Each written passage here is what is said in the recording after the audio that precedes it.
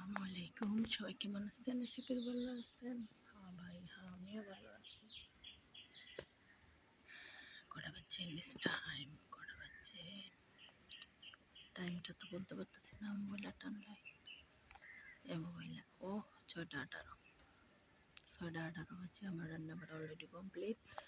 মুরগি রান্না করছি, রুটি বানাইছি, পানি ফুটাইছি, মুরগির চামড়ি দিয়া আলু দিয়া ছোট ঘিসে ঘিসে করে আলু ভাজির মতন আলু কাটটা ছোট ছোট করে চামড়া কাটটা ডোরে তেলে ভাজা ভাজা করছি।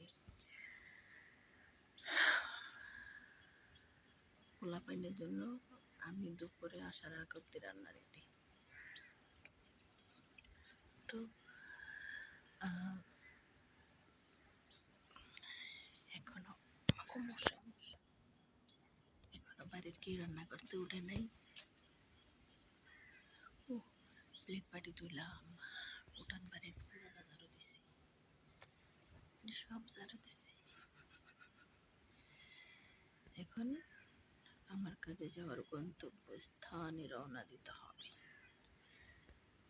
সন্তানদের পেট ভরানোর ব্যবস্থা করে দিয়ে গেছি, এখন আমার পেট ভরানোর ব্যবস্থা করতে হইব। আমি কি করে রান্না করে দেওয়া যায়, কিন্তু ওদের থেকে আমি একটুকু খাই না, ওরাই খায়। তো বাড়িটা সামলানো, তারপরে আবার পরের হেনের যে এই কাজ সামলানো, মানে দুই দিক থেকে খুবই চাপে আছে। দুই দিক থেকে চাপে আছি। যাক, এই জীবনটা আমার যে উপহার দিয়েছে আল্লাহ তার হেদায়েত দিক। আমিও কারো শখের নারী ছিলাম,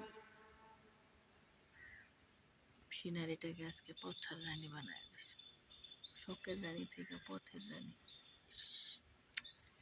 বিষয়টা কতটুকু নগণ্য জঘন্য। রক্ত বেড়ে গে আমি কি মশা মারছি?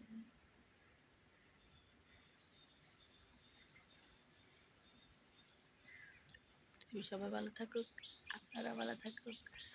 আমার জন্য একটু দোয়া করবেন যাতে আমার শরীর সুস্থ থাকে, আমি একটু কাজ করতে পারি, নিজে চলতে পারি, নিজের রুম ভাড়াটা দিতে পারি, নিজের সংসারটাকে নিয়ে গিয়ে যেতে পারি। ভালো থাকবেন। আল্লাহ হাফেজ।